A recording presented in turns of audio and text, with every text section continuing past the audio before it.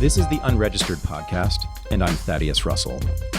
This is a show about ideas, people, and behaviors that are considered inappropriate, out of bounds, or beyond the pale. The things you're not supposed to talk about if you're a school teacher, a college professor, a businessman, a politician, a parent, a neighbor, or even a podcast host. These are the things you're not supposed to say or even think if you're a good liberal, a good conservative, or a good citizen. Each week, I'll interview a person who has something bad to say. They might be a journalist or a professor. They might be a porn star or a drug dealer. They might just be an ordinary person with an ordinary job who doesn't care about the rules of polite society. I'm not interested in breaking the rules just to be a troublemaker. I'm interested in people who break the rules of conventional thought and to expand the scope of what is possible to say in our society. I'm interested in people who make me think. My favorite episodes of Unregistered are ones in which the guest is unafraid not only to express heterodox, unregistered political views, but also the ways in which their personal lives intersect with and inform their politics. That is, it's an episode maybe like this one. But you be the judge. This is my interview with Bridget Phetasy. I am here with Bridget Phetasy, someone I've been following on Twitter avidly for, God, I don't know. How long have you been on Twitter? Since 2013, is that right? Yep, that's when I really started engaging. Yeah, and I don't know, I've probably picked up on you shortly after that. I've been reading you for a long, long time. Oh, I wanted to tell you something before we get into this. I wanted to thank you for a tweet, which you sent out, I don't know, probably 4 or 5, maybe more than that, maybe 2 months ago during the quarantine. Low point for me at that moment. And I turned on Twitter and there you were. And this is the simplest thing. It just said, just keep going. And I swear to God, here I am, Mr. PhD, right? Mr. Fancy Podcast. I've been in psychotherapy for 10 years, right? But it's actually those little things like that that are basically sort of like a kind of a version of mindfulness, I suppose, or something. It's just so simple for me, like little like boundaries or things that I can bounce off of when my depression and anxiety take off. So thank you for that. It really You're did. welcome. And like for many, many days after that, I just kept thinking, oh, Bridget, she said, just keep going. So I did. That phrase saved me so many times when I was getting sober, and even just writing and following kind of a path that doesn't have a path, the creative path, I guess. There were so many dark nights of the soul, and I would have people who had gone before me on their own path, and they always used to say, just keep going. And that just stuck in my head. Did you get that from what we call the rooms in AA? That actually came before. Well, actually, now that I think about it, it was a guy who he is in the rooms. Yes. But it was, he's also a writer. So it was more when I was still actively wildly drinking. And when the first time I ever heard it, he was referring to just my career and just keep going. But he also had the pleasure of seeing me at my rock bottom. Uh-huh. For the normies out there, the rooms, when you've been through a 12-step program like AA, the rooms are just where the meetings are held. So that's what now they're the Zooms.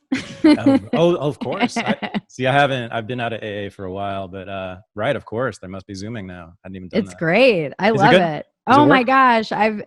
It's a lot of people don't like it. I actually feel like I'm more engaged than I was.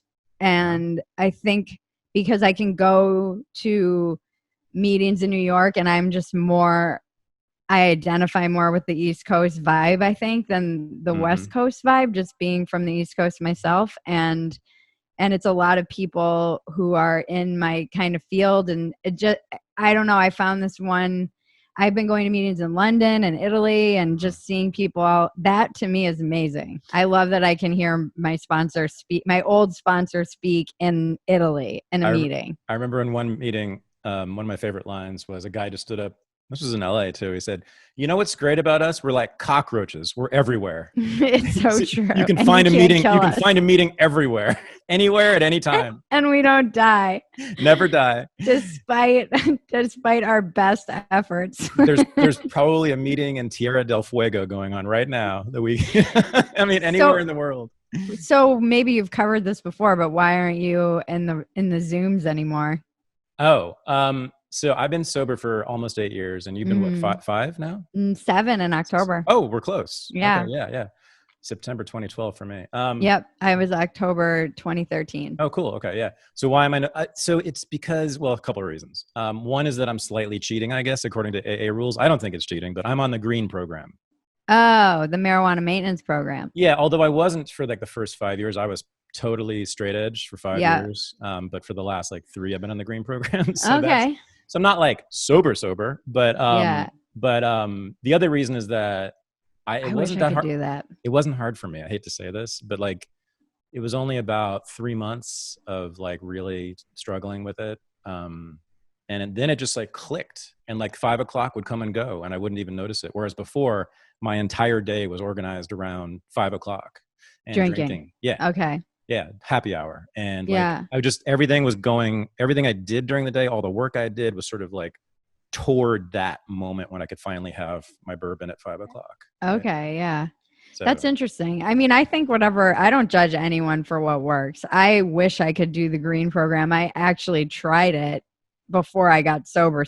I did like a year of no drinking and just only smoking weed. And truly, weed is my first love of my life. Oh, yeah. But I am not.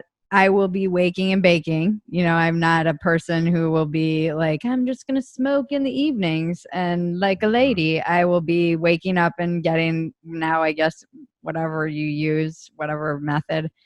And I don't think it would be long before I was drinking, just because for me, there's such a short little, like, it's a very short bridge between being high on weed and being slightly buzzed. And I know that I'd be like down at the beach and I'd be kind of buzzed, and then I would be walking by on the waterfront and suddenly that hef would look really good and I would be like, why not? And then I'd be doing lines at the townhouse.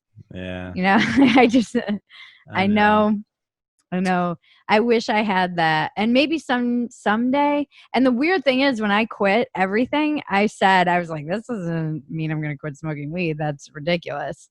But I knew I had to quit smoking weed in order to quit drinking. So, and then once I went a couple of years, and there were moments where I was really depressed my second year of sobriety, to the point that my therapist and I got to that, like, walked right up to the edge of like, should we try meds? And I was like, if I'm going to use meds, I'm going to smoke weed. I was like, I would rather just smoke weed than go on some antidepressants. Not that I have anything wrong with them, but weed seemed to work well for me as an antidepressant. Huh. And perhaps that's what I was using it as all of those years that I was using it. Mm-hmm. And then I just kept pushing through, and then something kind of clicked. And I really think I started smoking weed when I was 13 or 14. And I think my brain just had to rewire. I'm not like a neuroscientist or anything, but I don't think my brain had any capacity for producing like good feelings of contentment and peace, or even knew what that looked like. And so then suddenly something hit around 2 years. And, I was listening to music just right before we were about to podcast, and I was like, damn, this song would sound really good if I was stoned. It sounds amazing, by the way, not stoned. But I know it would sound just Tell me which song. More amazing. I will go listen to it right after this interview. It's The Heavy. It's an old album from 2009, and it's what's the name of the song? Somebody's Hero or something. It's so good, but it has this kind of there's just something about that song where I'm like, damn, this would be really good if I was high. It's a good stoner song. I miss it. Yeah, I miss it. That's good though. That I think for some people, that would be an advisable alternative if drinking is your thing, and you can just manage it. It's so much less harmful. I mean, alcohol is clearly harmful, and just it's the most harmful drug, I think. I think that's pretty clear. And weed is probably the least harmful drug, and has so little. I mean, the worst thing that'll happen is you might get paranoid or lazy. I mean, that's about it. I was neither one of those things really. I got some anxiety if I smoked weed that was too racy, but what I did notice, and what I've noticed, is that now in like dead straight sobriety is that weed was like a glass ceiling that I didn't know existed. I could push myself to limits, and I was definitely not a lazy stoner. I was really motivated, but I didn't realize how much it hindered my ability. It still kept me kind of dumb in a weird way. And that was just my experience of it. And my brain started, again, it came back online. It started firing on levels that I didn't really know that it was capable of even firing on. And so I'm not sure how much I thought I was like being super creative and like a genius, but I was really actually limiting myself. And I didn't want to have any doubt once I entered into the Thunderdome about anything that I tweeted or anything that I wrote ever. I didn't want to be like, was I just really high when I sent that tweet? Right. I wanted to be able to stand firmly in whatever I did and not wonder, like, would I have tweeted that if I wasn't retardedly stoned? I just tweet when I'm retarded. Do I have some good news for all of us? Paloma Verde CBD has re-upped as the sponsor of the Unregistered podcast, and I'm incredibly proud. Paloma Verde CBD, for those of you who have been watching recently, is a family-owned, independent, entrepreneurial business run by Vanessa and Carlos Abelar out of San Antonio, Texas. And they've had trouble from banks in terms of getting loans and even accounts. And they have had trouble getting the message out in the west side of San Antonio, which Carlos Abelar calls the brown side of San Antonio. And they wanted Unregistered to be a vehicle for their product, which they know helped them and their families. Both of their fathers suffered from chronic pain until they tried CBD. And that was actually the inspiration for founding Paloma Verde. So on a lighter note, they've got a whole bunch of new deals for us. They have 25% off, first of all. For all unregistered listeners, you just use the discount code RENEGADE at checkout. You get 25% off any product. On top of that, if you're a first-time user or if you haven't joined their mailing list, join it. Go to their website, join their mailing list, and get an additional 10% off. So that would be 35% total on that first order. Then they've also put together what they call the Unregistered Combo Pack, or informally, the Thad Pack. These are my 3 favorite products, which I use literally every day. In fact, I just used the tincture just about 5 minutes ago. But this includes their gummies, which come in several flavors and are delicious. I totally vouch for them. I also vouch for their soft gels. I take these every day. Great for me, for anxiety and for insomnia.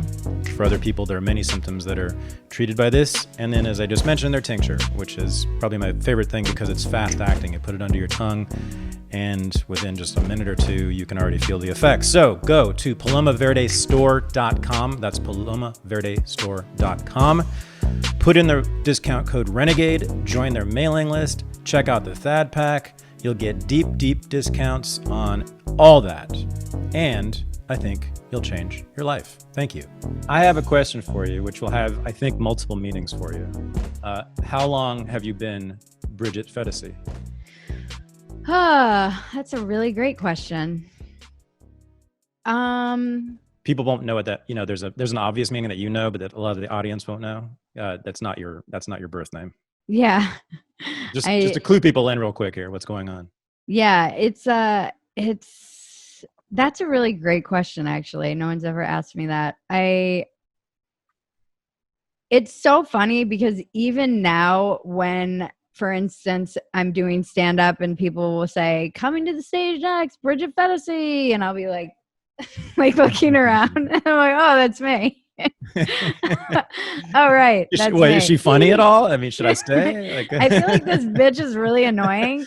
10 fucking bucks for the UCB for this bitch? Did you see what's going on at the UCB now? Oh my God.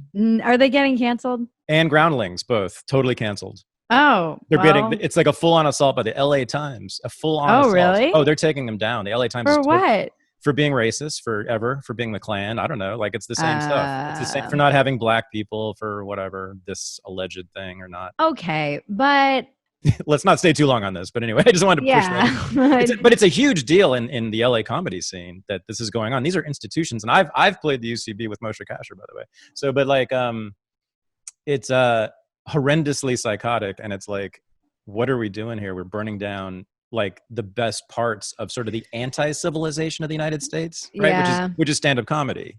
What's so funny is that people think that the establishment is like they don't realize they're the establishment now. You know, they think they're the progressive ones, and I'm like, you guys are basically the establishment. Yeah, they're the boss. Yeah, I mean, they're literally, well, they're HR now. But anyway, back to you and your name, and what is it? How did you?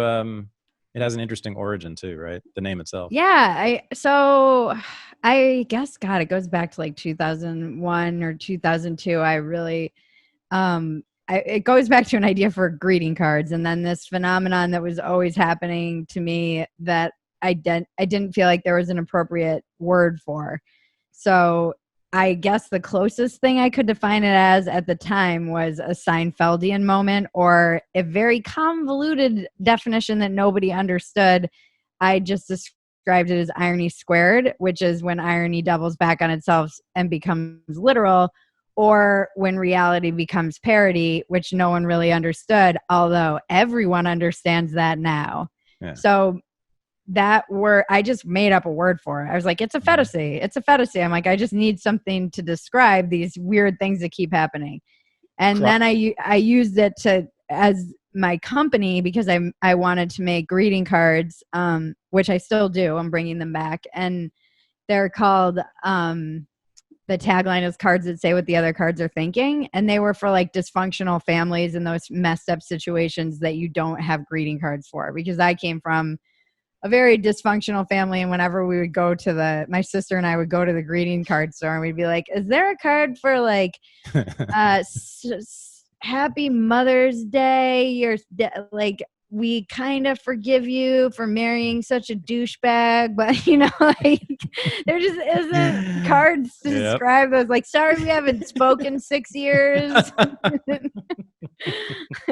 It's okay, Mom, that you left the family. Happy birthday. Yeah, my sister had a baby very young. You know, she had a child when she was 18. I'm like, where do you get a greeting card for this? Like, congratulations on graduating high school and also the baby. There just wasn't, and I'm still making these. I still have the whole line. I went bankrupt young, and my 20s were a shit show. And I didn't know about the bankruptcy. I knew about all the other stuff we haven't even talked about. Oh my gosh. Okay. Good job. So, you did a lot. You were very productive in those years. No, when I first moved back, so I was in LA right after rehab. I went to rehab when I was 19, and then I got in a car and moved to LA because that seemed like a great idea right out of rehab. Not a great idea. I lived in the Valley in a place in which there was lots of people who were characters that you would expect to live in the Valley in the 99-2000 area of my life, and did a lot of blow with B porn stars or C, playing dominoes all night long for days at a time. But I was like, well, I'm not using heroin, so I'm still sober. That was like how I justified it. I'm one rung up the ladder. Yeah. And then I went back east and tried to there was a lot of damage from family stuff, and I went back. My younger sister, there was a lot of reasons I went home and back east to the East Coast. And also this person who was living in my building was a schizophrenic and thought that I was working for Oliver Stone and kept threatening to kill me. So I was like, maybe I should get the fuck out of here.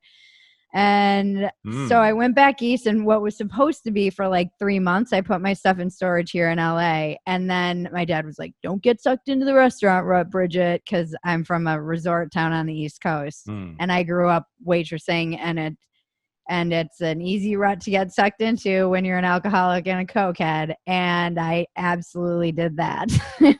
And then I got married to a Belarusian in a blackout. Ooh. And Wait. Hold on. What was that again? What do you mean? Like a year-long blackout. Oh, wow. Yeah, I was married. That's when the Belarusians swoop in. right? Isn't that's the He and moment? I are still such good friends. I love him so much. We're still such good buddies. I just like we were so young. I remember I was 23 years old when I look, and I felt really old because life had been a lot up to Yeah, that point. definitely. And so that's the weird, and even now when I work with young women in their 20s and they're like, I'm so old, it's too late for me. I'm like, I really understand that feeling, and I want to shake you and tell you, you are a baby. You're just a little child. You have so much life. You can still make up for all the time you feel you lost. It's Save your breath. never too late. Yeah. Save your breath. It'll never work. Young people will never understand. I think it's impossible. They don't understand the future.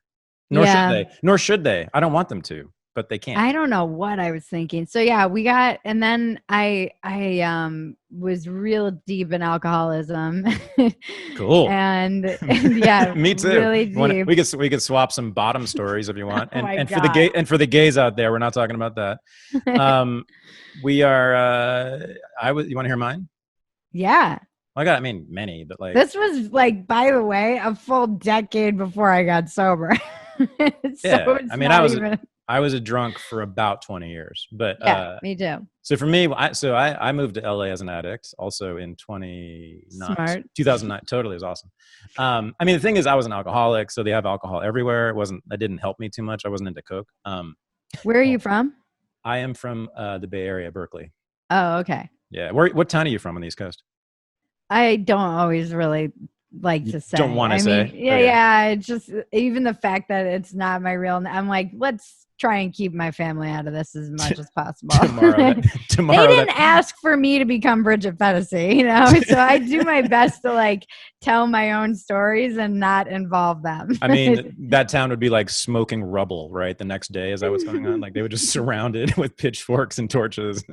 Yeah, let's not. The witch Nazi was born here. I wasn't. I was born in New York City. Oh, I don't want them to burn that down. Not yet, anyway. They already are. They're trying. Well, the mayor is trying, as far as I can tell. He's trying to burn it. Seems like everybody is trying. Yeah. Well, he's trying to. I mean, the governor and the mayor have basically been trying to kill everybody there. So that's been pretty, mostly effective. All right, wait. So the thing about your name is, though, isn't it? Wait, no. Go back to your rock bottom. Oh, right. Sorry. Moved to LA. Got it. See, denial. I'm still in it, right? I didn't want to talk about it. Well, let's see. One rock bottom is just a simple one. It was a daily. Not daily, but it was like several days a week. I was a professor at Occidental College. All right. Mm-hmm. There I was in my tweed jacket and everything. No, I didn't wear that. But I was definitely a professor, and I was at the end of my class, which was like at 4:30 or 5. That's a bad thing. I would go straight to like this ghetto ass liquor store and buy the cheapest vodka possible, and then I'd get also like a cup, a large cup with Sprite in it, and I would pour out half the Sprite and fill it with the vodka. So I'd have like probably a pint of vodka in this huge cup with a little bit of Sprite. And I would drive from Pasadena, basically Pasadena, which is all the way on the east side of LA, all the way to Mar Vista, which is in West LA, on the freeway, it was rush hour. So that took about an hour and a half. I am drinking vodka while driving for an hour and a half, several days a week. Wow. Did you ever get pulled over? I never got a DUI. I never hit anybody. I never hurt anybody. I'm so lucky in so many ways. I'm so lucky in that. I came out of a blackout on the 405 driving. Not a good one. Nice. Yeah. I know a guy from the rooms who was driving, this is not funny. He was driving the wrong way on the 10. Yeah, it's not funny at all because I could have killed someone. And I remember coming out of that blackout praying to actually be pulled over. I was like, I am too terrified to drive. I'm so hammered. And I did the whole, like, if you close one eye, someone taught me this trick early in drinking and driving in LA. If you close one eye and you line your steering wheel up with the oil line in the middle of the lane, like if you just keep your steering wheel lined up with a line from the exhaust, oh my God, you'll always be in the middle of the lane. And it worked. Drunk driving advice. How to drive drunk from Bridget Phetasy. Thank you. This is great. Thanks, YouTube, everybody. It's been nice knowing you. You thought I was going to get canceled over like politics? Hell Yeah, no. no, it's gonna be like Bridget Phetasy Bridget teaches just the world. we're advocating out. We're teaching people how to be good alcoholics. In fact, Hey, I'm not saying it's smart, but I that was some weird trick that stuck with me. And then I remember that when I came out of that blackout, I was like, just get home, just get home. My roommate was furious with me, just like, you drove like that. Are you fucking crazy? And it's I still drank for another 6 years or like oh yeah. 4 or 5 years after that. Oh yeah, me too. The other one, and this is totally not funny at all. And I don't know if it's true. It's possible. My girlfriend at the time made it up because she had a beef with everything. But apparently, I passed out in front of my son. So, and I don't know. I don't know because I just don't remember it. And he never said anything about it. But it's definitely possible. I was certainly capable of it at that time. I didn't do a lot of passing out, but I was certainly capable of it. Oh, I have a good one. I'm sure I you did. pulled down my pants and peed at the end of the couch in front of my sister and her boyfriend who were watching a movie on the couch. That's what my girlfriend did that night. And they were like, Bridget, what are you doing? And I guess I was like, popped a squat and then I was like, like laughing, like this look of just devilish. Like I knew what I was doing, but I was blacked out. This must And then be. I was trying to clean it up and I was like sliding over the place and pee and paper towels. My sister's like, "Oh my God, Bridget, I'm not get kidding. out of here." I wasn't kidding. This must be a young woman thing. It's exactly what my girlfriend at the time did. She got really drunk and peed on the floor right in front of me. Is this a thing that like 20-something girls do in Los Angeles? Oh no, I've had multiple men pee on different things in my house. This is like wolf laws and Yeah, blackouts. but we're dignified. At least we're standing up while we're doing it. We're not squatting down in someone's. I had an ex-boyfriend and he peed on my first Mac. Like I remember I heard him get up in the middle of the night and I was like, where is he? Your Mac? And then I had my brand new computer. I'd never had a computer, like a Mac computer. Wait, in he my like life. stood up and peed on your computer? Like, what is that? Yeah, how passive aggressive is that? Trying to ruin your career now, as a public intellectual? Yeah, well, this was at the dawn of Phetasy, actually. I was creating the brand then, or trying to. And I was about to go on a road trip and he wasn't happy that I was not taking him. And then he peed on my computer in a blackout. Honestly, I think it was like his 22nd birthday too. I don't know what. I mean, I'm sorry, but I kind of like it. I mean, it's just funny. I mean, because it's so long ago. I mean, if someone peed on my computer now, I would kill them and then kill myself. But I'm just saying. Even recently, a dude, not recently, but within the past maybe 5 years, some guy came over and he was blacked out and he peed on my roommate's Italian chair. You know what? Blackout. I think we should introduce this to cancel culture, right? Instead of like telling people that they should get fired, we should just go pee on everybody's computers. Right? Jordan Peterson, why are you so patriarchal? And just whip it out and just like ruin his stuff, man. Like on the plane, you could just do it right there. Yeah, you guys tweeting is nothing. But yeah, I've had a lot of that. Urine does the job. I'm just saying. I mean, with electronics, it would definitely screw up your career a little bit. It magically didn't break my whole computer. It was not fun though to clean up. I know. Yeah. Men, men are disgusting. That's the thing. That's what you should know. They are pretty gross. I mean, basically, like, I don't know if you know this, but men suck. And I think they deserve like way more criticism and should be taken to task for, centuries of suffering by women. No, anyway, back to you. Is it true, am I right, that Phetasy is an amalgam of fetish and fantasy? I mean, people say that, and perhaps that's part of. I just played with words and landed on one that I liked the way that it looked, and I used the PH just because I liked the P and the Y, and it was kind of visually cool for me. And yeah, there was something about it. There is something about the space where different.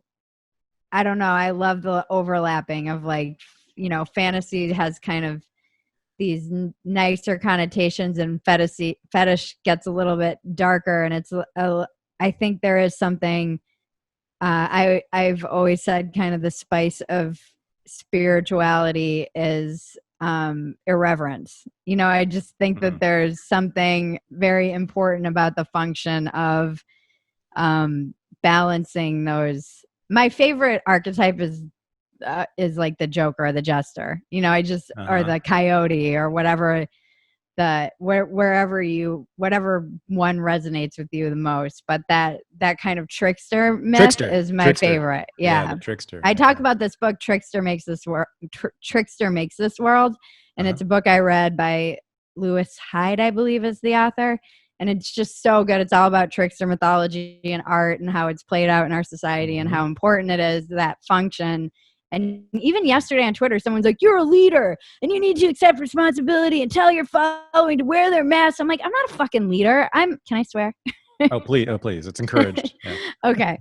I'm not a leader though. I was like, I'm a comedian who stumbled ass backwards into the culture wars accidentally just by saying things that I felt like I wasn't saying for a weird reason. That's it. Yeah. Like, that's it. I'm a writer and a comedian. I don't want to be. And they're like, well, just because you don't want to be a leader doesn't mean you're not. I'm like, no, you kind of have to want to be a leader to be one.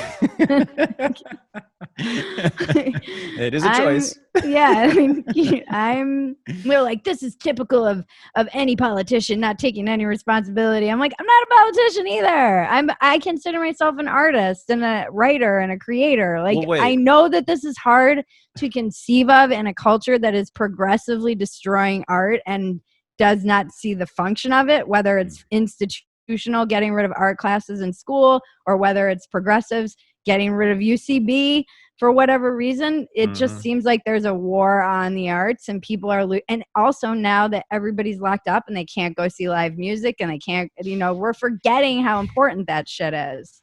And we're also expecting everybody to be everyone's looking for an authority. I'm like, what is this obsession with finding an authority everywhere? But it's okay though, because we're home alone together.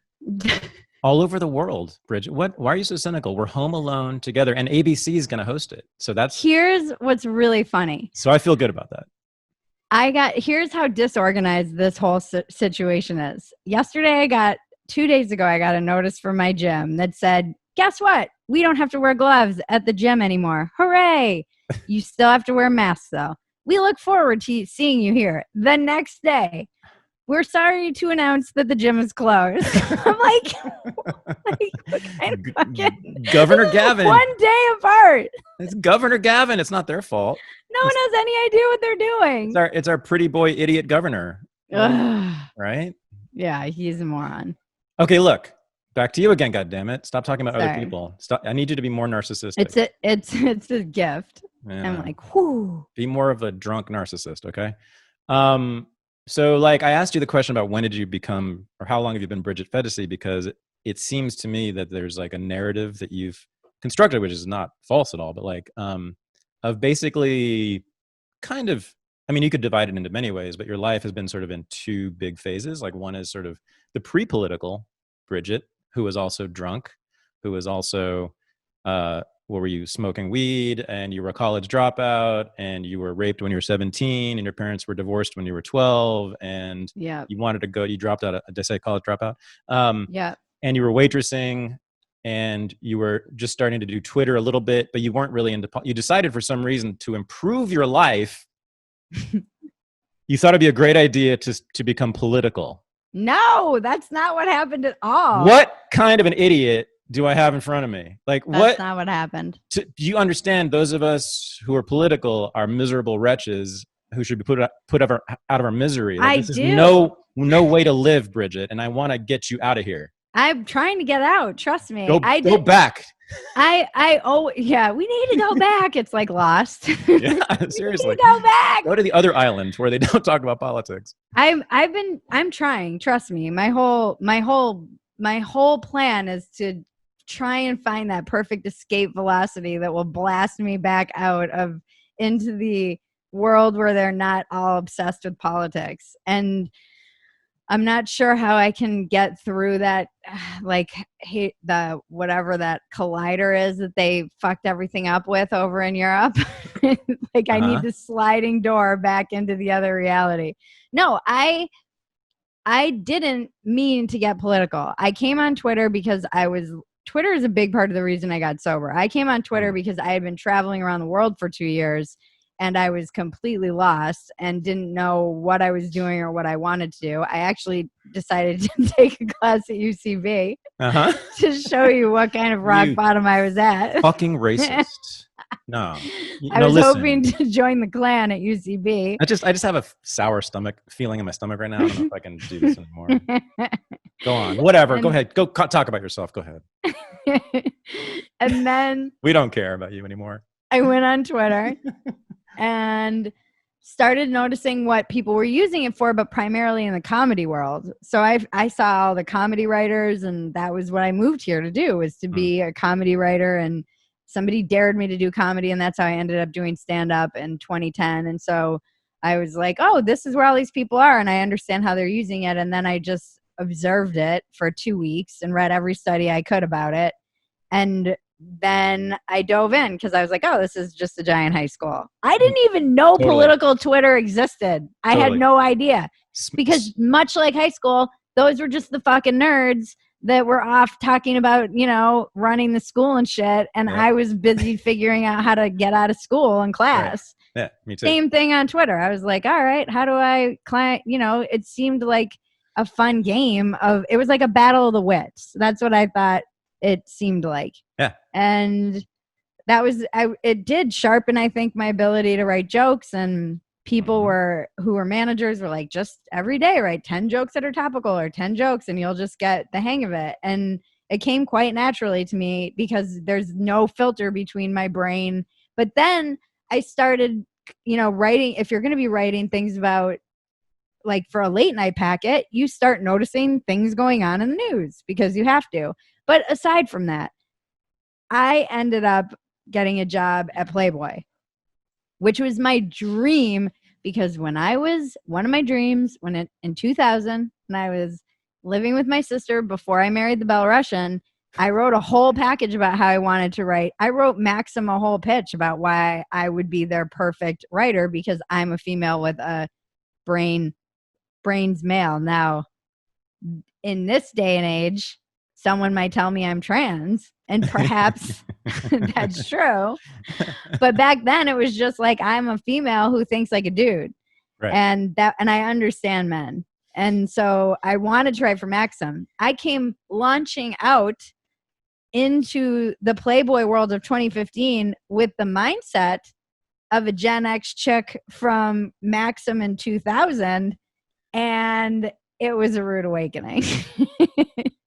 I did not know you couldn't say a lot of the things that you could say back in 2000. Oh yeah, you were like bringing the 90s vibe into the 2000s. Yes. You didn't get the notification in the turn of the century there. Yeah, we don't do that shit anymore. Memo about we don't do that anymore, honey. No. You got to leave that back in 1998. Look, I'm even wearing a nice 90s-esque shirt. I know. What's up with the shoulders? I got no memos about how you can't say things like real man. I didn't get any memos about internalized misogyny. I didn't get any memos about the patriarchy. I was unaware. You know what you didn't get the memo about? Most definitely was female pleasure. Yeah. Right? Because you talk a lot about pleasure, right? That runs throughout your narrative, right? Because it was, heroin when you were a teenager, right? And then it was alcohol and weed, and it was sex, and then it was sex again with Playboy, right? And you talked about, wasn't your first piece on blowjobs and how there was actually it was empowering, defending them, right? Against the feminists who were saying it was an act of patriarchal domination. I'm writing this book right now, The Accidental Pundit, and it's all about this transition, which we are talking about. Yeah. And one of the funniest, I've been working on this chapter, or this story particularly, of how I had tried so hard to become a writer. It's what I came out here for. And then I finally got my first freelance writing job ever paid, since I had been writing a column in my hometown, which I also got in a lot of trouble for. So I don't know why I didn't see the writing on the wall then. But I then had to call my dad and be like, well, Dad, I have some good news and some bad news. I'm like, the good news is I got my first paid freelance piece. I'm so glad, honey. That's so cool. And I said, the bad news is it's called Why I Love Blowjobs. Oh, okay. Yeah, he was not and he wrote me like a 7-page handwritten letter, which was like, I hope you What? don't become known. I bet my dad wishes now that I'm known for what I'm known for, which is being a Nazi, I guess. Right. I bet he wishes. Let's see. Like, Let's see. There's a woman who likes oral sex, and there's a woman who's a Nazi. I'm trying to like balance, the moral scales here. I don't know which is which. he said he didn't want me to become known as a purveyor of smut. But I think now he wishes, because I'll never forget telling him that he's like, I'm like, Dad, there's some good news and some bad news. And he's like, what? And I'm like, well, the good news is I'm doing my first media on national television cable. And he was like, what's the bad news? I'm like, it's on Fox on the Ben Shapiro election special. It just got worse and worse and worse. And my dad is like a diehard liberal, and he was like, I hate you. So basically, you're just a perverted Nazi, basically. That's I guess. I don't know. Which I mean, they they hate were. me too over in Naziville. They Do hate they? me. Oh, yeah. They can't stand me. Why? Because long before, they think that I was sent by the deep state to undermine the conservative party. Oh, sweet. Sweet. They got a conspiracy theory about you. I want one.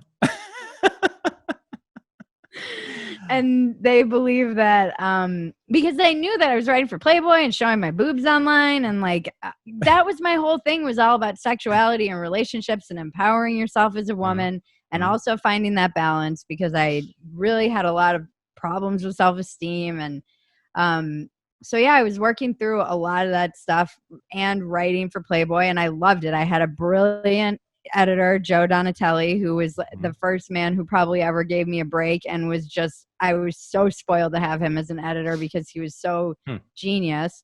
And then I started getting in trouble constantly internally with the social justice warriors at Playboy who were working inside Playboy. Excuse me? There were social justice warriors inside Playboy? Oh yeah, of course. Of course. Did they take a wrong turn somewhere? What? I mean, there's a whole conspiracy around Playboy that it got taken over from the inside by feminists and social justice warriors, so they could basically like destroy it. Like another deep state operation? A deep state operation to destroy the patriarchy. I'm sure it's true. I think it's more just a natural progression of young people coming in and coming out of college, and they all have different, ideas about everything and men. And so I was really kind of the old guard of what there weren't many of us who were still fighting the good fight. And eventually I started writing a couple, I think the first real political piece, quasi-culture political piece I ever wrote was, I really am a troublemaker. I wrote, Donald Trump is already making America great again. And we launched it on the day of the inauguration. And I was still shilling for the left, by the way, in this piece. I'm still saying, I just was saying, I'm worried that the left is so worried about being right that they would rather, it's like, right. They'd rather him be Hitler than them be wrong about him being Hitler. That's right. And then it becomes a self-fulfilling prophecy, and that we should look to the civil rights for how we can push back and not. Anyway, it's held up, even though it's all been disappeared, because my whole body of work on Playboy has been memory hold. Has it? Yeah. There's like 4 things up that they have. And noticeably, they're the things that I mention on Joe Rogan. So I'm sure that it's just like for traffic, like they know that I'm talking about it on a big platform and people are going to look for it. Wait, they deleted your writing, your columns? Allegedly, it was because of switching over the servers. And so all this stuff, they switched over servers and everybody got kind of memory hold. But Gavin McGinnis actually was like, oh yeah, they said the same thing to me at Vice. I was like, oh. Yeah, I've written for many, many, many publications. I've never had that happen to me. Oh, wow. Yeah, you can't. I mean, I've never heard of that. I've never heard of that happening. I, like Gavin, probably had close to 100 articles. And so proud of that body of work. It was a true humbling and amazing experience to be able to write for men like that. I learned so much about men, and I generally approach men with I guess the reason my readers loved me was because I approached it with compassion, but I just, I was always so jealous of men and thought that they had it so much easier. And then I would put a call out on Twitter like, hey guys, I'm writing a piece about going bald. Will you email me? And I would be weeping reading the emails from men just talking about their whole loss. And I'm like, oh my God, this is literally like losing its grief. They go through the 7 stages of grief when they're going through this. And I had no idea. And then same thing with like any kind of premature ejaculation or any kind of problems. I just I had no idea. And being short and that struggle. I mean, there were just so many things that I took for granted. I just thought all men had it easier. And when I started really listening, reading, I mean, and these men would write me thousands of words. It was like nobody was asking them how they were doing. And that was the other thing I was noticing as the culture was becoming more anti-male and telling everybody, I didn't understand this. And I kept pushing back against this even with people on the left. Like, you guys are constantly telling me that there's this toxic masculinity and that they're not allowed to have their feelings. And in the same breath, you'll tell them to shut the fuck up and sit down and be quiet. And they've had enough time to talk. So which one is it? That's a very mixed message that you're sending to men in general. And when I would ask men, hey, what do you think about this, or how are you doing? It was like no one was asking them this, and they would send me these essays, and they were moving. I mean, I still have so many of them, and I learned. I just loved that body of work, and because they're, what do you call it? Like, they just are copyright. I don't know. Like, there's nothing I can really do about it. They own it. Yeah, pretty much. But even though it doesn't exist. Those fucks. it's to not publish it and to still sit on it with the copyright and not. They sent me a cease and desist for posting a screenshot of it on my private Patreon because I blasted it on Twitter, and I was like, oh, because I still have all the articles because I am a witch and I had a gut instinct. I just was like, this shit's gonna be gone. Good. And it was when I was kind of moving, my profile was rising just because the right wing was suddenly retweeting me and whatever. And I just had this gut instinct that I needed. So I texted my cousin, I'm like, screenshot all my work. I was like, go on Playboy and just take screenshots of every single piece. And thank God she did. And then it was gone like 2 days later. It was just like all gone. And so I still have it, which is good. I mean, I still have. I'm shocked. Seriously, I didn't know this about you. God damn. Wow. And so who runs Playboy now?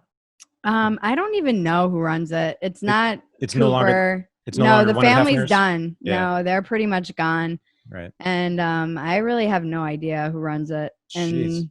So what did you write about that would cause your typical SJW to bury you?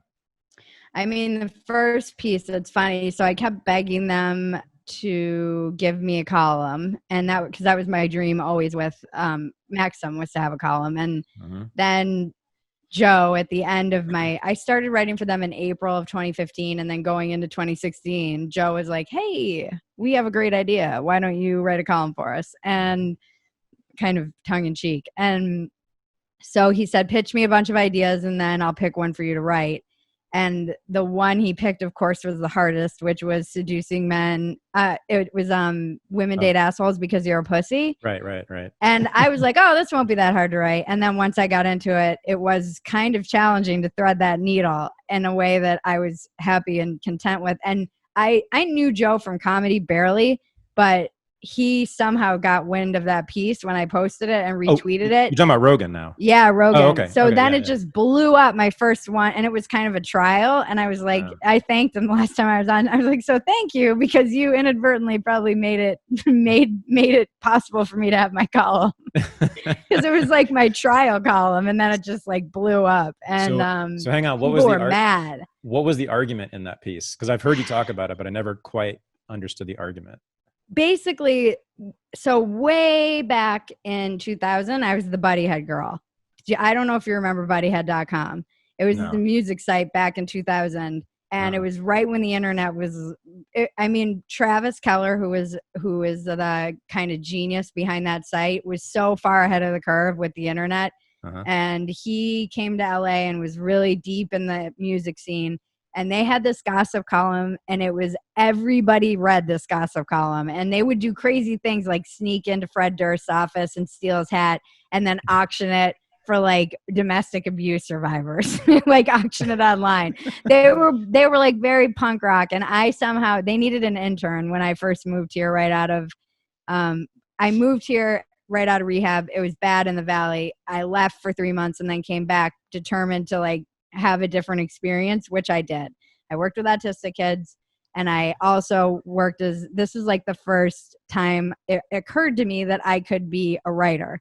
Writing just was something I always did. I didn't know that I could do it. And so then I got this internship, and I also got to write a sex column. The one question I got the most often was, why do women date assholes? Over and over again, hundreds of times. And then when I went back to Playboy, it was the same thing. Why do women date assholes? And I'm like, women, it's because you're a pussy. Wait, and so the women are pussies or the men are pussies? Men are pussies. Oh, yeah. Okay. It's always like, and so I was saying in this piece that it's never the guys who are saying, whining about why women are dating assholes are usually men who are kind of trying to like back end their way into a relationship by being friends with a girl instead of just being up front. And then I was talking about just alpha males in general and how they're just not alpha. And you can't say that. I didn't know. I didn't get the memo. I didn't know you couldn't say things like real man. I didn't know you couldn't say things. I was like, I want somebody who can protect me in the apocalypse. It didn't go well. But that was my first experience of getting piled on by both sides, because the men's right activists came after me for basically making fun of beta males, and the social justice came after me for internalizing toxic masculinity and perpetuating all these stereotypes about what a real man should be. I have an announcement for unregistered listeners about the podcast, so please don't fast forward. I have a new show. It's called Unregistered Live. It's every Thursday night, but it's only for members of the Unregistered Underground, which is the supporting listeners group for the podcast. But we have a whole new set of benefits for that group. Not only do you get access to Unregistered Live, where it's a Zoom meeting, you can talk to me, ask questions, debate me, yell at me. We talk about all the inside stories about Unregistered, all the guests who've come on the various episodes. It's a total blast. It is, I am telling you the truth, the highlight of my whole week. Ask anyone who's a member. The new Underground, though, includes not only access to Unregistered Live every Thursday night with me, you also get access to our very popular private Facebook discussion group, which has been going on for about 3 years now. It is booming. There's discussions every day about all kinds of subjects in there, and I join in quite often as well. You also now, as a member of the Underground, get a free Renegade University tour account, which gives you free access to one lesson from each one of our courses, as well as access to the Quad, which is our proprietary internal social media platform. So, to support this podcast, and to join the unregistered community, and to see me every Thursday night if you want to, please go to unregisteredunderground.com and become a member at either the monthly level or the annual level. I think you'll see when you get there, it is quite a deal for what you're getting. Thank you so much. Yeah. So when you say a real man, what do you mean? From my perspective, it's somebody I feel safe in an alley with. I just want to feel safe. That's it. Oh, I get physically safe? I'm tiny. I'm 5'2". So I'm very conscious of, I have like a lot of weird, I'm always worried about getting trampled in crowds. I don't like big crowds. I'm the first one going down in the crowd that's stampeding. So you just should like be married to like bouncers and stuff, like huge. I really dudes. only date dudes who are, I mean, my cousins always make fun of me or they get mad. They're like, stop taking all the tall guys. Like, you don't get to take the tall guys.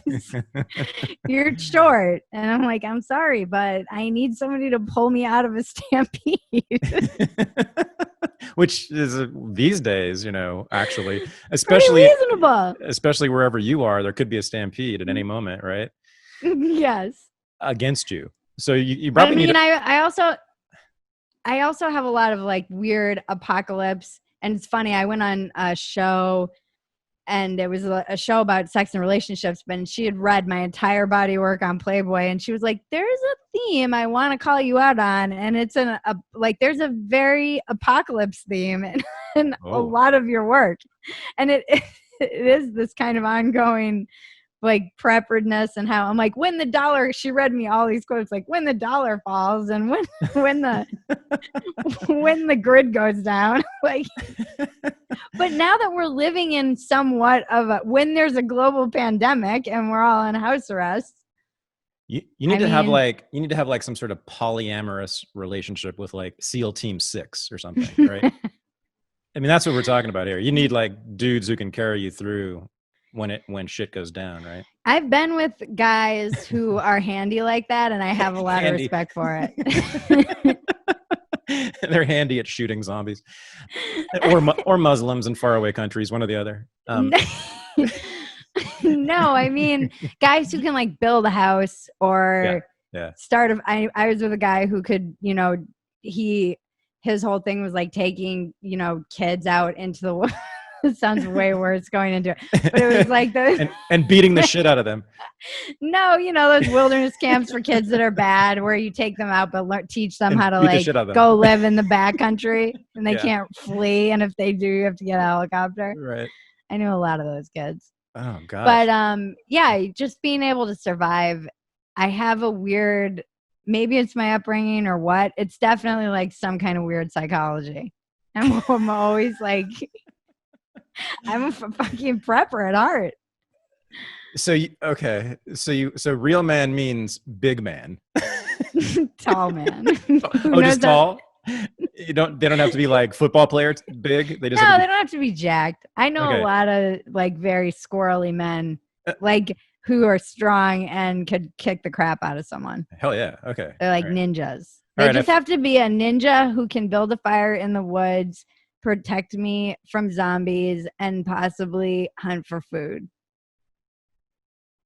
Look, I grew up in the Midwest. Where? I'm from where is that man? There's tons of men like this in America. Who can find food in the woods? They can't find food at Walmart, Bridget. They can. Those fat fucks in the middle of the country. Are you kidding me? Do you think you're from San Francisco? I don't expect you to know about the flyover state. Did you just call me a faggot? You did, didn't you?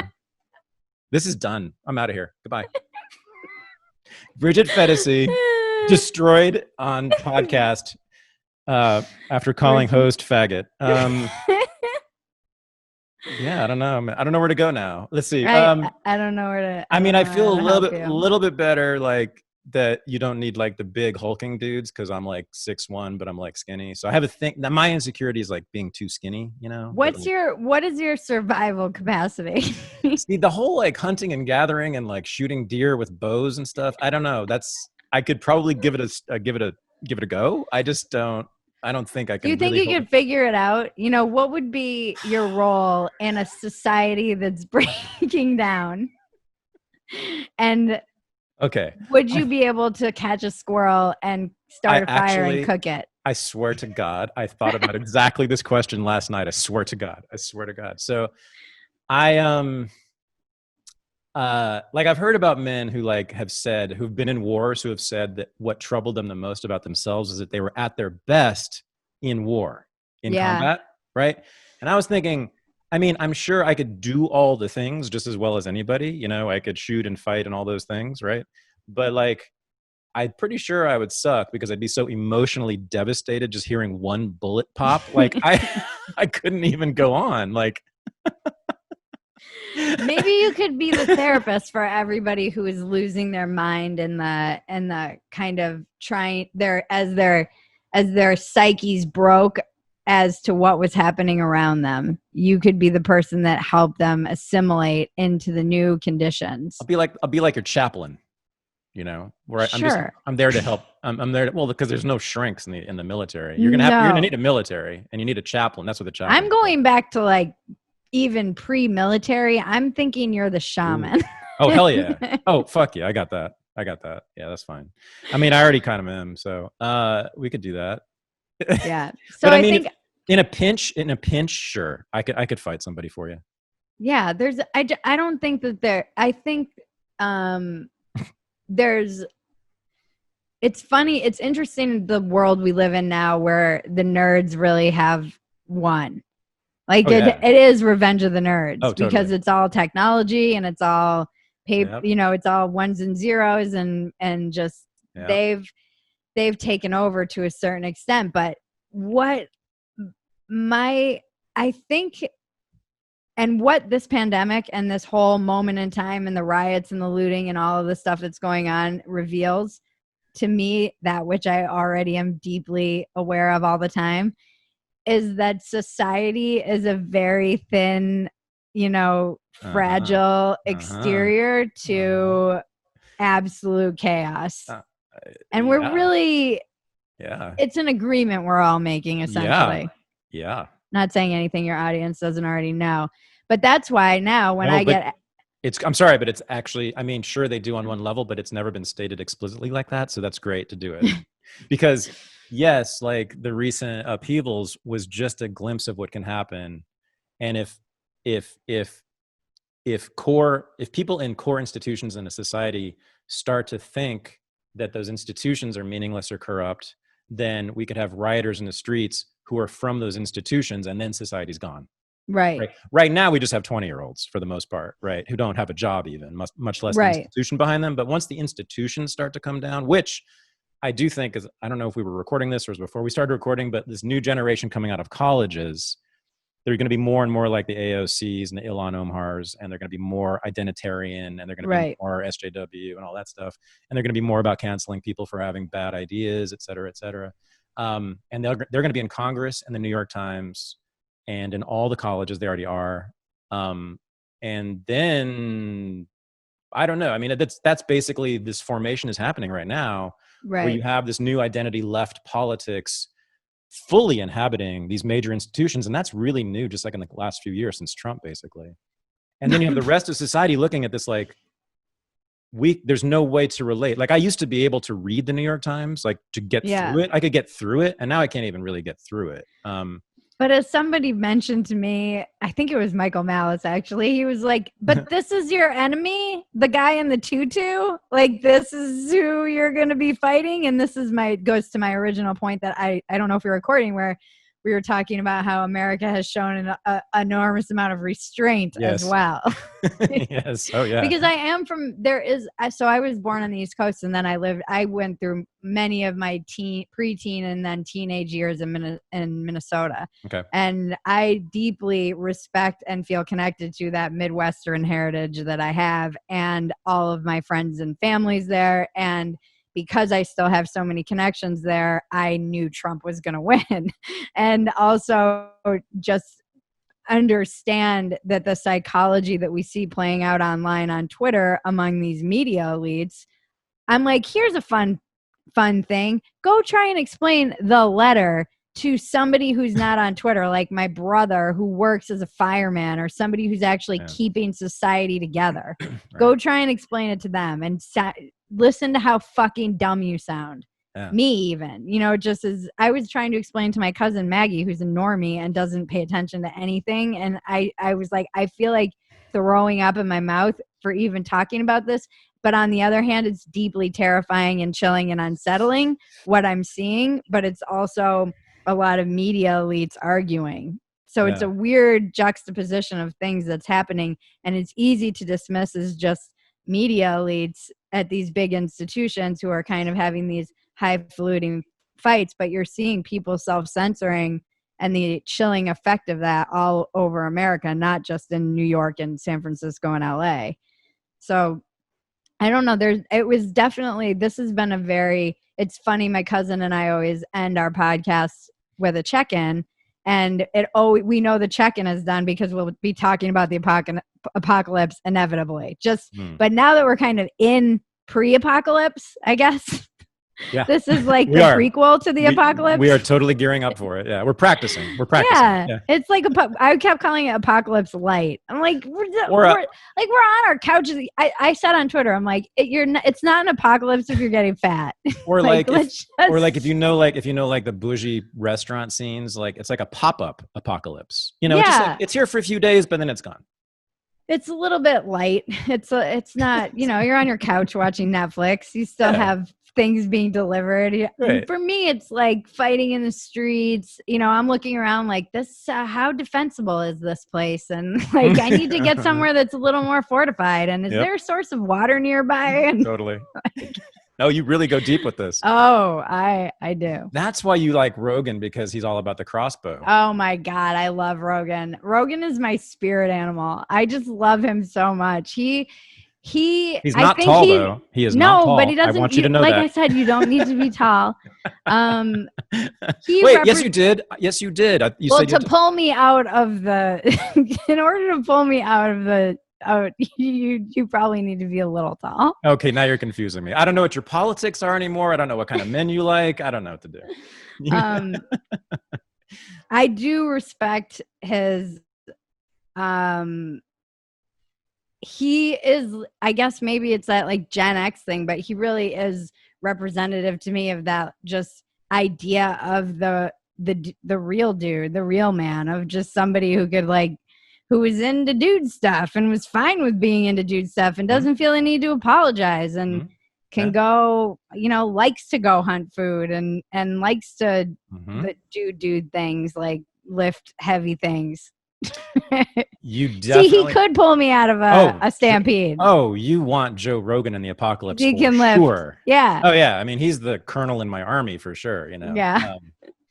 Captain. All right. I have a couple of things I want to do with you before we close this out. So I am trying to figure out your politics, and I definitely hear some strains of what could be called like old liberalism, like pre-identity liberalism. Mm-hmm. I also hear definite strains of conservatism, just straight up old-fashioned conservatism. Interesting. I don't know enough about conservatism to know what those would be. Yeah, we can talk about it. And perhaps like little sprinkling of libertarianism too. So, but that could mean you just have your own ideology, which is the best of all, right? I mean, I think you have your own particular hybrid going on. I feel like I feel that I'm truly an independent in the sense that I take everything on a case-by-case basis. Mm-hmm. And this election is proving to be very challenging for me because I really hate voting for. I feel like it only encourages bad candidates when you have to suck it up and vote for someone you hate. Mm-hmm. And for whatever reason that might be. And so I also feel like voting is a true right that I don't take for granted. And I don't want to just piss my vote away, but I might just be like, fuck it, I don't care. I'm not voting this year. And I live in California, so it doesn't matter anyway. Which people get mad at me and say, it does matter, every vote counts. And then it matters because you could be a voice. I'm like, whatever. Like the world is burning. Anyway, so, and I did not know, and this is another thing I'm writing about. I never questioned my liberal upbringing. I was raised a very blue blood, like along with alcohol and Jesus, like the Kennedys. Were, it was that was the Holy Trinity in my house growing up. The everyone's favorite Irish Catholic drunks. Oh yeah, that my dad's one of 10. My dad actually and his family, they were like the Irish Von Trapp family singers. Totally. And they sang for the Kennedys. Oh. Yeah. Okay. Wow. No one knows. I've actually never even. I don't think I've ever talked about this, but Oh wow. Yeah. So they were on the Ted Sullivan, show, and the Ed Sullivan Show and the Ted Mack Amateur Hour. Am I getting those right? I don't know. So they were like Ed, you mean Ed Sullivan? Ed Sullivan and the Ted Mack Amateur Hour, I believe. I don't know that one. Okay. Wow. So yeah, my grandfather before he nearly died of alcoholism, had an amazing voice, and all the kids sang, and there were 10 of them, so they did the whole like Sound of Music. It was crazy. Wow. So, yeah. So yeah, you go back with that crew. Have you ever seen Teddy Kennedy in person? No. He was like a walking embodiment of alcoholism. Like he Yeah. had the biggest head I've ever seen. And It the was big like, red nose. I have a really big head, but his head was like this and all red, and he just was like clearly an alcoholic. And they they die all the time. They had just 2 more die a couple weeks ago, right? In that boat. It's amazing. Yeah, it's sad. They're cursed. What's up? So yeah, I don't think I ever questioned it. I thought about this a lot. I don't know that. I'm sure I knew people who were pro-life, but it was never even something I thought that much about, because it was something that was so, you're pro-choice, just what it was like. But I thought you were Catholic. I thought you were raised Catholic. Yeah, that's why it's weird, because it was I was raised Catholic. Someone else didn't get the memo. Right. It was more of that like new kind of liberal Catholicism, I feel. And then I just wasn't really, I just always voted blue. I just didn't even, I was writing about this just the other night, about how I didn't think I was rich enough or poor enough to care about politics. And largely, now that I know more, I was right. That's right. I was right about that when I was drunk and didn't know anything. And now I know a little bit more, and I still believe I'm not rich or poor enough to care about politics. Because it doesn't really matter to me. I'm still just a cog in the wheel, making the rich richer and paying for the poor. That's just my place in society. I've accepted it. That's dark. I mean, especially for someone who has 220,000 Twitter followers. I'm a cog. Jeez, you're not. Yeah, but I'm still not rich. I'm not I'm not poor either. I'm not poor enough to care about what the state thinks about me, and I'm not rich enough to care about taxes. Right. It makes you super special. I'm a normie. I'm a normal American. I'm just a red-blooded American. So. Yeah. In a way, that's what you are. You are representing like normie, non-college types in their reactions to all this weirdness that's coming out of these Ivy League places, right? I've come up with a term for us. Let's do it. The moron majority. I mean, I like retarded better, but okay, morons, okay. Oh, because I only speak for myself, and perhaps I'm a majority of one. But I'm the apolitical person who is just grinding along. I'm grateful that I had, and I'm like, I'm a fucking moron. I know nothing. Maybe I should have studied with my ex-husband when he was getting his citizenship, because I fucking don't know anything about how this country works. Wait. Like from my 5th grade education that I clearly forgot in all the blackouts. Do you know how a bill is passed, Bridget? I think I understand now, but I don't know that I did like 6 years ago. And I'm not sure that I could explain it if I was pressed. Do you know who your congressperson is, Bridget? Not really. See this? Yeah. Is it? I think it's Adam. It's probably Adam Schiff. Or it could be. Wait, is it? It's some horrible person. I know that. It's either Adam Schiff or the other guy. I don't know what part of town you're in, but wait, no, I thought it was Feinstein. Oh, the senator. Your senator is Diane. My senator and your congressperson. Oh boy. We really have God. Problems. So I think we'll just stop this conversation right now. No. I was just confused for a minute there. No, guess what? I don't actually know. I never know. I do know. I looked this up. I think it's Lou. Who? Ted. Oh, Ted. Oh, really? Is he in? I think it is. Is he LA? I didn't know he was in LA. I thought he was up here. Yeah, I think it is. No, okay. See, I'm not. I'm really not as bad at this as I used to be. Even if I did just confuse my senator with my congressman, but let me tell you, I did have to look this up. I rarely know who the mayor or congressperson is where I'm living. So I know the mayor. Yeah, I rarely know my own mayor. I rarely know my own congressperson. And then the other congresswoman, it's a woman, because I live in a weird district where it was hard for me to even figure out which person it was, because I live kind of in a gray zone. Uh-huh. But I can't remember her name either. I'm just bad with names too. Being bad with names and trying to be in politics is not a good thing. Like trying to understand and remember any of it. And I say I'm open about how I'm just a moron about politics. And so I've been trying to play catch up, and I think I probably know more than I think I know, but it's much like when you're learning a language and you don't want to speak the language for fear of sounding like an idiot. Mhm. I just am like, I'm an idiot and don't know that much, because I will make dumb mistakes like I just did. And then I'm like, no, I don't know anything. You want me to But tell you? Let me tell you what I always told my students, like, and I still do. Like, knowledge is so easy to teach and so easy to learn. I can teach a monkey who the congressperson is, like literally. Like there are chimps that are that intelligent. They can identify, a human being. Right? Thanks, I get it. I'm a moron. Hold on. So like, these You're like, kind of I could teach a chimp the difference between a congresswoman and a senator. I'm about to compare. Bridget. No, I'm about to.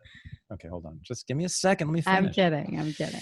So that's easy. Like, and that's like why these autistic people who have like all the knowledge of all the things ever are so annoying to me, because they often have nothing interesting to say about the knowledge. So what I've always valued is intelligence and being able to say, and creativity. So if you take a piece of information that I hand you, Ted Lieu is your congressperson, right? It's not whether or not you remember that information that's important to me. It's whether you have something interesting to me to say about Ted Lieu, which you definitely do. As soon as you learn anything about Ted Lieu, you, Bridget, could go and write a damn book probably about it, right? Yeah, I don't know. I got thrown into this, and I was thrown into it. You chose it. What do you mean thrown into it? I didn't choose this. Women have agency. Yes. Except you. We do have agency. I don't think I chose. People will say on my show Dumpster Fire on YouTube, they'll be like, this is where I get my news, and you're the only person that I listen to now who's like, I'm like, no, don't listen to me. I don't even know who my congressman is. I didn't even know that English was not a romance language until somebody in All the Actually Boys told me last week in my comments after I made a joke.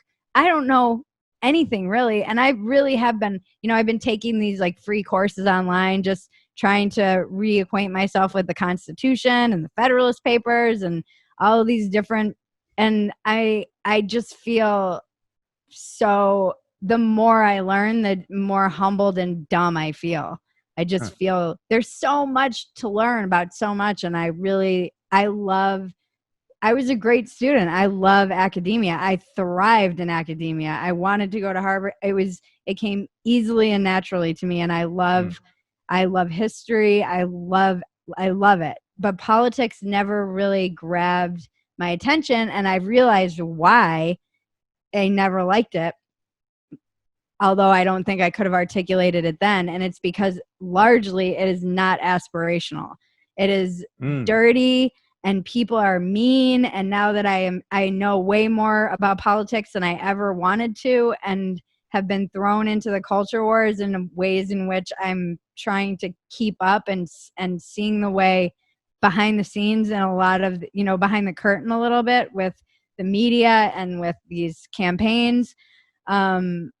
I feel gross. It makes me feel dirty. And I think I always got that vibe from politics, that it was dirty. And it doesn't inspire me. It's never been something that I felt really passionate or moved by. So I still feel that way. And hence, to circle completely back, like that's why I want out. I like writing about the culture, but I'm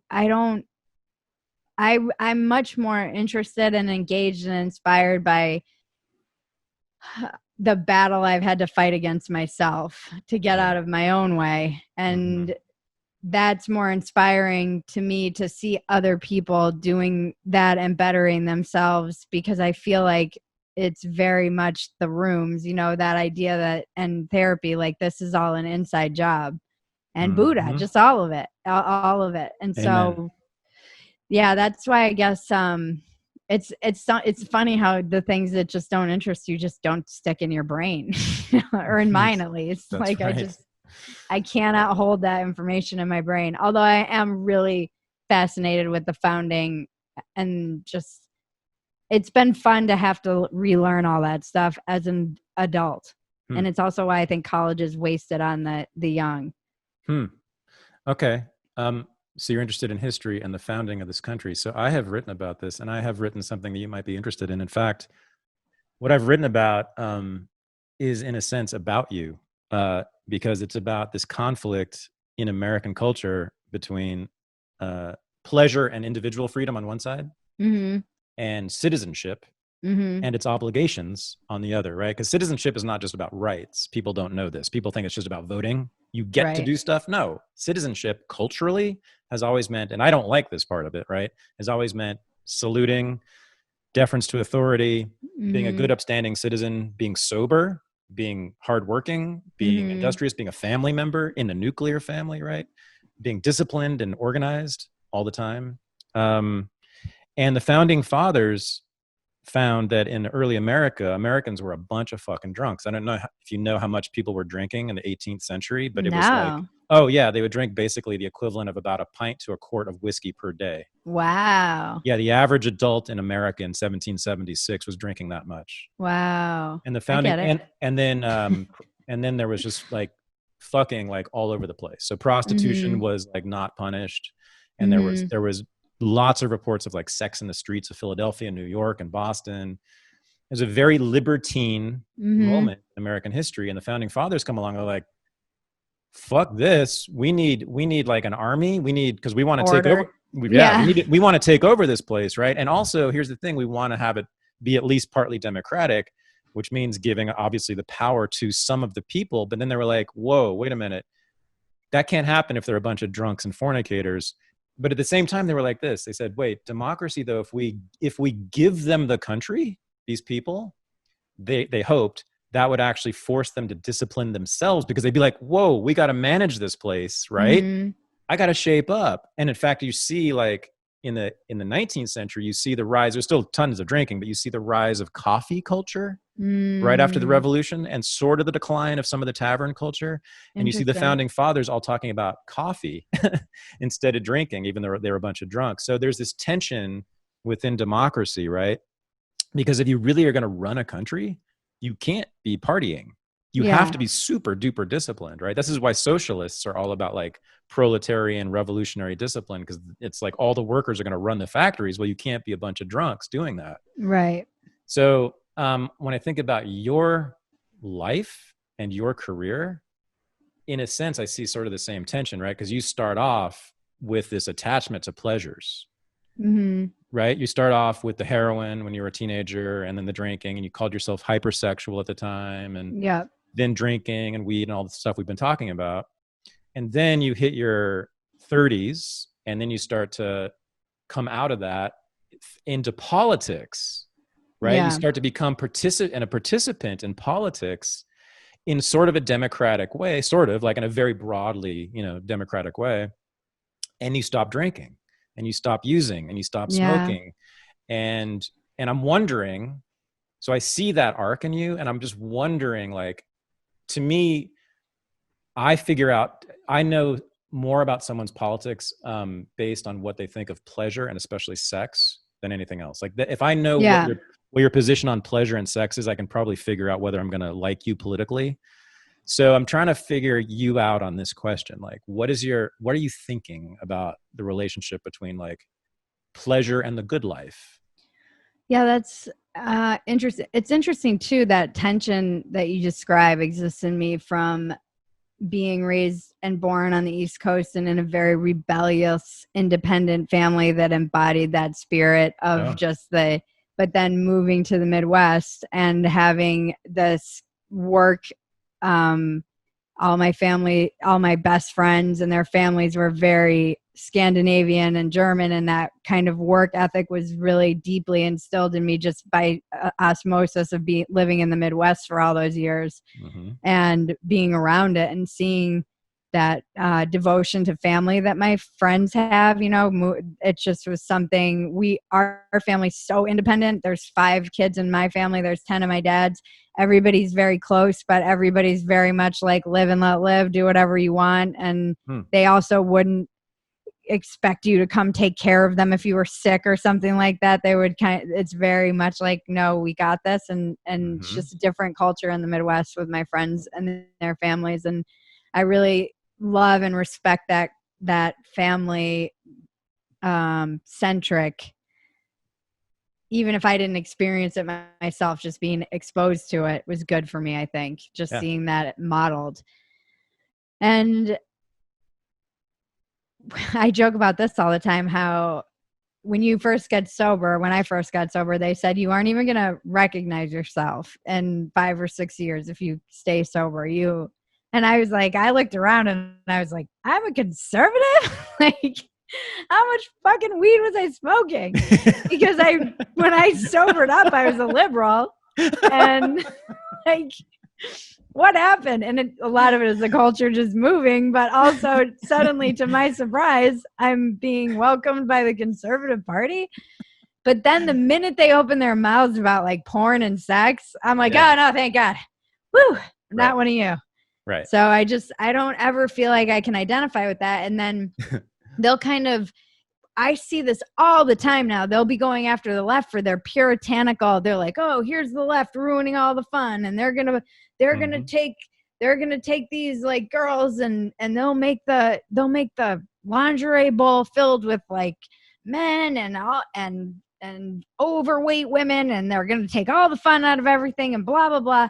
And I'm like, you guys are like the OG prudes. So spare me the moral lecturing. And by the way, I got shit from all of you because allegedly feminism is the death of society if you really drill down in some of the right-wing ideas and talking points. And it's been the scourge of Western culture, and that my freedom and the fact that I'm 41 and I don't have a baby means that I'm somehow like basically the equivalent of a witch back in the old days, but I'm like a defective and I'm an example. You know, I can send you essays that people have written about me online from the right wing. They're more fringe, but they've written entire psychological breakdowns of how I had a fucked up stepdad, and you know, I had too much sex, and I never got serious about a relationship, and now I'm just a sad individual, and this is what's wrong with all of society, and I'm like the poster child for it. And this comes from the right wing. So when I need to remind myself often that exists there too, because now on the left wing I'm considered, it is weird, like that's what's so disorienting to me, is that I think that was, and a lot of it, what I've really had to watch out for in this weird journey very publicly of getting sober, growing up, and learning about the Constitution and our country, you know, and a lot of people will give me shit. They're like, why are you even talking if you don't know this? Why are you even talking about feminism if you don't know anything about feminism? I'll get from the left. Or why are you even talking about the First Amendment if you don't know the Constitution by heart? And like, I would say, look at everyone online. It doesn't seem to stop anyone else or our president. And I've really had to watch out for reacting to rejection, because I moved a lot growing up, and I know my own psychology of always feeling like the new girl and always kind of wanting to belong and always feeling like I was on the outside looking in and never feeling a part of. And I even get emotional still talking about it, and sitting at lunch alone and feeling rejected and doing a lot of things out of that sense of rejection, you know, and when I was feeling rejected by my peers in comedy, in LA, and the left wing, as I was being more honest, that was very painful. And it would have been easy for me to be working at the Blaze right now, you know, and just go like all in on Fox News or whatever. It would have, I can see how that would have easily been, and it would have been a reaction to being rejected. And so I've always had to keep checking myself with making sure that I'm not just lashing out at the left because they're rejecting me. And I'm not taking, somebody said something to me that really stuck out. And it was during the transitionary period when I was growing a lot and getting a lot of unwanted attention because from both the right and the left. And I was like, the left thinks I'm a Nazi, and it's not. They think I'm carrying water for Trump, and it's not like I'm saying anything. It's not like I'm doing that. And he said, it's not what you're saying, it's what you're not saying. And that stuck with me forever because that was how I ended up in the middle. That's how I ended up getting kicked out of the left, really, was I observed what I was not saying. And I think this is how people become slaves to their audience without even realizing that they're doing so, is they start getting accolades for saying one thing, and then you stop saying things that might upset the audience that you have gathered by saying the thing that got you accolades.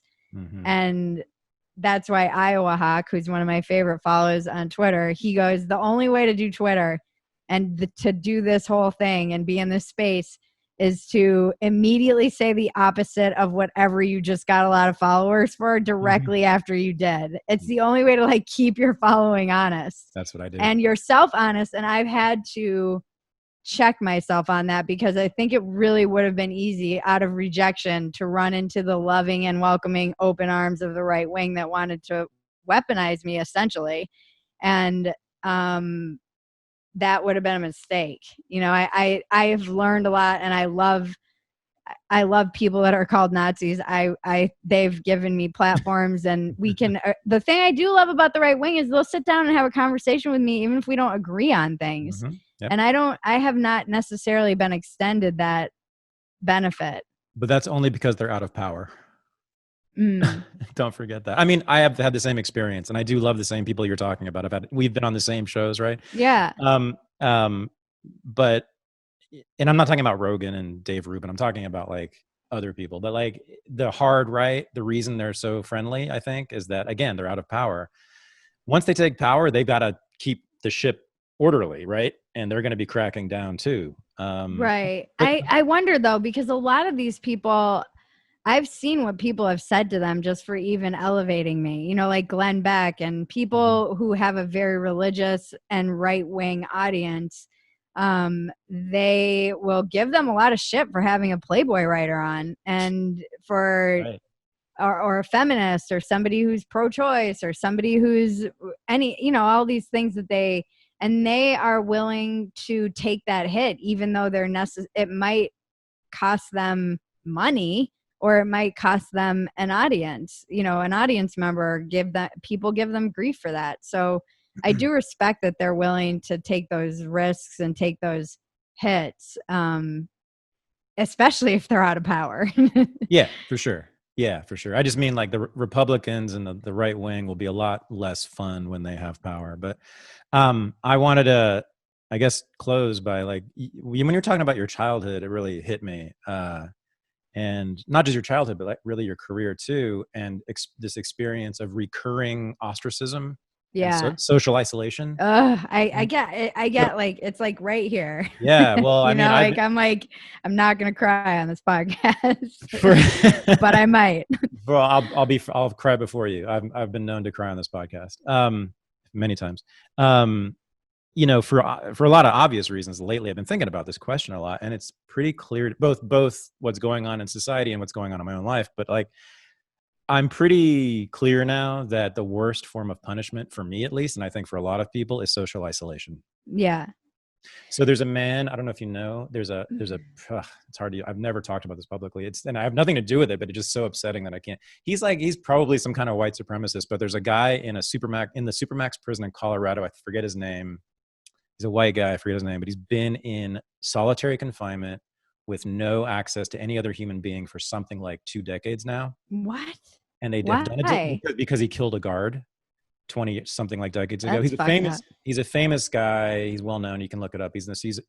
And I think about him a lot. Like, there's a human being even though I'm sure he's not the nicest guy in the world, right? But like that definitely, and the guards did it deliberately, and they've been allowed to do this because they have to send a message. And I've heard them say this: we have to send a message that is, you get the ultimate punishment. Okay, but that's like very It's worse. extreme. It's worse than killing, right? Yeah.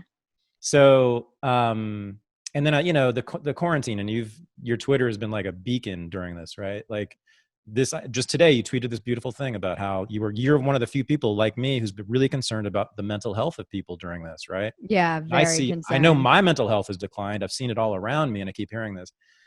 But where was I going with this? I forgot where I was going. Social Ostracism. Yeah. ostracization. So that's what was done to you when you were a kid. Ostracism. It's what was done to you when you were a kid, maybe as punishment or not, I don't know. And then it certainly was done to you as an adult as punishment for sure when you got into politics.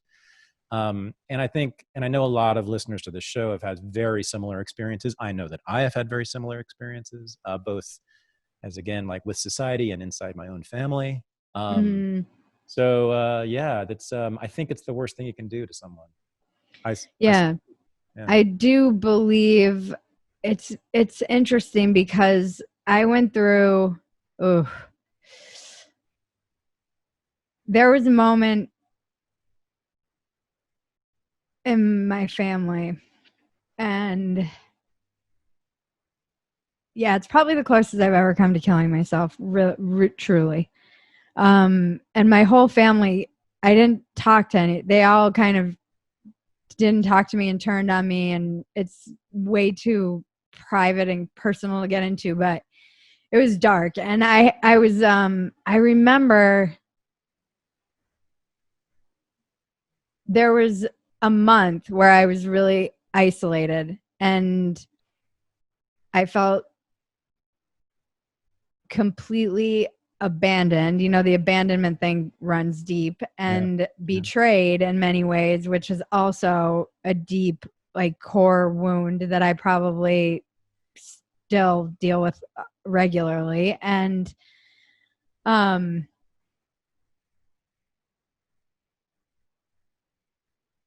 I found a lot of power in that month being alone.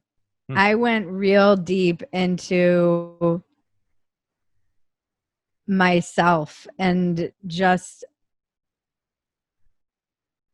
finding, it was way before I got sober, and many years later I did, but I feel like the seeds of it were very much sown in that moment. And even now, what I do on Twitter when I feel my blood boiling, or I start, there are dangerous places psychologically for me to go. One is into this cul-de-sac in which I've locked off, that we're kind of like skirting by right now, where I've like closed that neighborhood down, and I just try not to visit it unless I'm with a therapist. Right.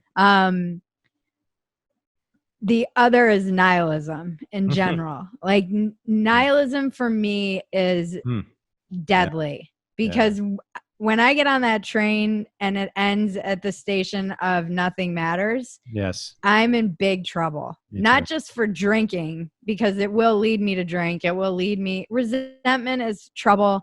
You know, all those feel envy, those are troublesome, but nihilism is very dark for me. And because it's so connected to hopelessness, and that is, I know recently I've been thinking a lot about this loss of art, because the moments when there was a school shooting, I used to always go to a museum.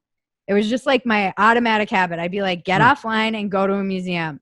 And there I would see art, and I would see also, especially like out at the Getty, at the Getty Villa, there's all of the wars and the stuff. It's just humanity. I'm like, okay, like we're in that line. We're in the flow of humanity, and violence is part of this, and it's tragic and horrible and sad, but it's also pretty of low instance considering what it used to be historically. And look at all this beautiful art that we make. We do good things too, just to put myself in a place of like, we're not all bad. And then when I would go see live music, I have that same experience, whether it's going to the symphony, which I love, or going to the Hollywood Bowl in which there's no bad seats, and taking in live music, and you're with that whole community of people and everybody's in a state of kind of ecstasy or getting stoned or whatever, drinking and eat, drink, and be merry. And I've experienced way more live music than I have any real right to. I've been gifted with people giving me free tickets to Coachella for decades. And like, I've just seen since I was a teenager. And it's one of those things where I have had profound moments of, oh, the humanity. Like, this is something we do right. It's something we do so right. Listening to a symphony, you're like, how do we fucking do this? Architecture. There's so much that we've figured out how to do and that we've done. And I need to stay in that place. And I also need to remember that I am responsible for making myself strong. So when I start freaking out online and I'm like, fuck, we are entering into some really fucked up times, and I'm actually no idea how like this marble is going to roll, and really no one has any idea. Right. And so now when I start feeling that anxiety, I just go do push-ups or sit-ups, or I will literally just be, when that feeling arises, and this is just such the gift of sobriety, is that I can feel myself feeling that way. And now I have the tools to be like, get offline and go exercise, literally exercise that energy, and also make yourself strong. Do what you can to be prepared. Make sure you have enough water. Make sure you whatever I can do to kind of put myself at ease. And go look at art. I'll go just open a book of art of Monet, of like from the Chicago. And I just have to remind myself or go look outside at the orange tree, or nature is another thing that I have to remind myself. I've had profound moments in Joshua Tree, just of how small and fleeting this all is. And it's easy to become so myopic, especially when you're online. It's easy to lose sight. And now everybody's isolated, and I spend so much time in our Phetasy.com community, which is truly like a community now. And we work out together and we write our goals. And I'm like, it's become almost like a self-help group, like support group, because I don't know what else to do. And this is the beauty of 12 steps, truly. Like, what am I powerless over? Well, pretty much everything, literally everything. I can be a voice in the online and try and be concerned for people. I can create a community where people can come and better themselves. But really, I can control my mood. I can control my diet, media and actual diet, and my exercise. I can control my immediate environment, like very Jordan Peterson, clean your room, like see to it that your own house is in order. And and I can be of service, and that's about it. And that's it. I'm just going to let that sit right there. That's perfect. That's a perfect thing to say at the end of this. And it's maybe the most useful thing that's ever been said on this podcast.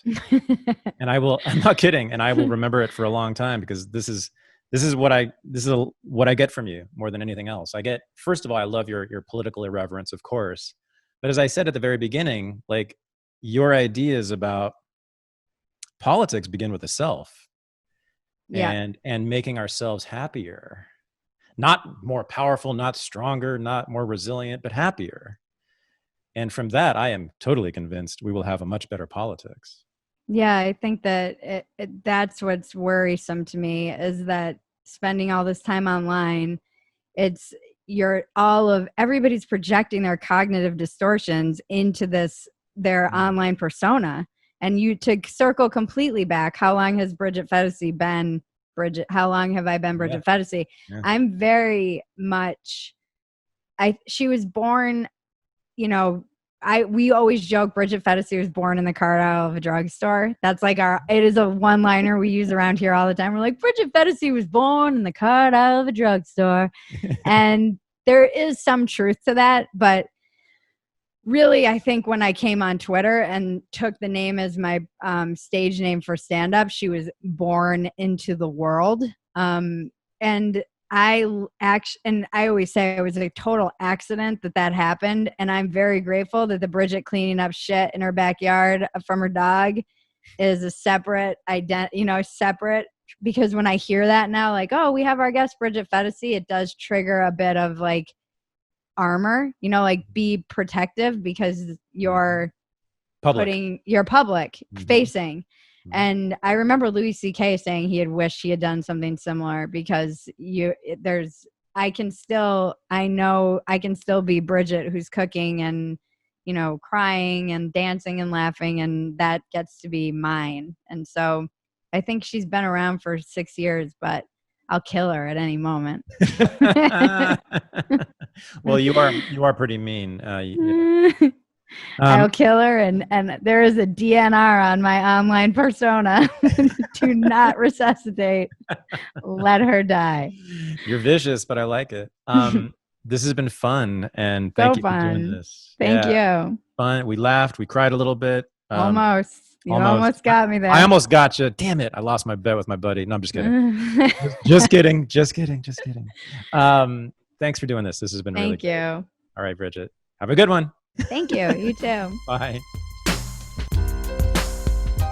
This is the Unregistered Podcast, and I'm Thaddeus Russell. To join the new Renegade University, go to renegadeuniversity.com.